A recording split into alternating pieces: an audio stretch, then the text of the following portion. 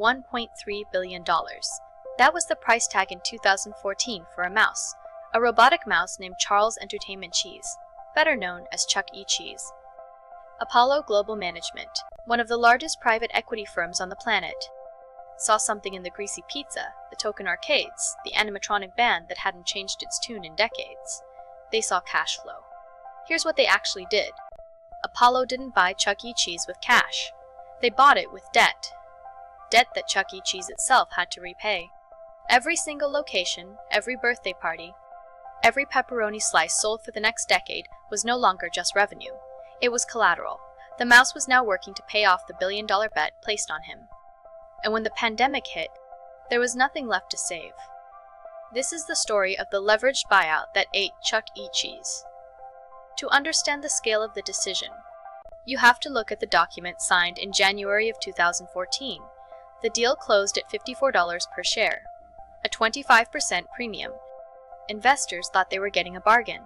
Apollo's partners, Scott Ross and Lance Milken, stood in front of the cameras and talked about growth, about global expansion, about partnering with an exceptional management team. But the math of the deal was already working against them. Imagine walking into a Chuck E. Cheese in 2015, just after the acquisition. The animatronic band still plays the same songs from the 80s. The carpets are worn. The arcade machines blink tiredly. Parents sip flat soda while kids chase tickets. And somewhere above all of it, $1 billion of debt is quietly accumulating interest. When you load a company with that much debt, the interest payments become the priority. Not new pizza ovens, not updated animatronics, not fixing the sticky floors, the interest. So the mandate from the boardroom was simple. Maximize cash flow, cut costs, squeeze every location.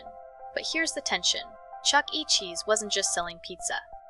It was selling an experience. An experience built on shows that, by 2015, looked like they'd been preserved in amber since 1982. You cannot cut your way to growth when you're potted is nostalgia that's gone stale. And that's when the deal began to quietly collapse. By 2019, the strain was visible everywhere. Same-store sales were declining. Competition wasn't just other pizza places anymore. It was trampoline parks, bounce houses, home video games.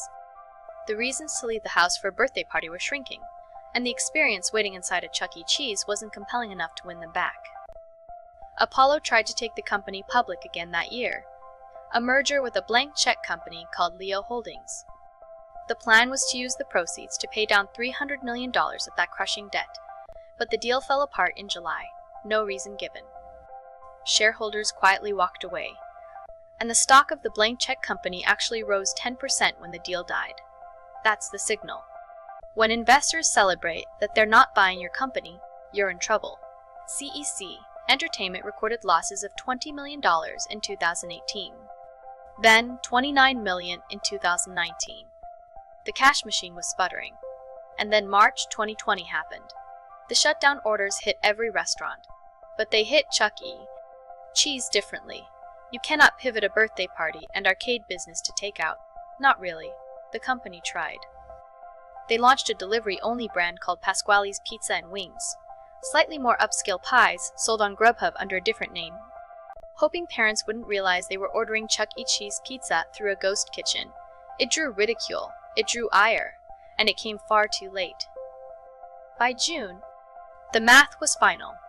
On June 25, 2020, CEC Entertainment filed for Chapter 11 bankruptcy protection in the Southern District of Texas. In the filing, the company listed both assets and liabilities in the range of $1 billion to $10 billion. The pandemic was the trigger. But the gun had been loaded years earlier. Loaded with debt. Same-store sales had fallen nearly 22% in the first quarter alone. The locations that were open couldn't generate enough to cover the interest payments engineered 6 years earlier in that boardroom.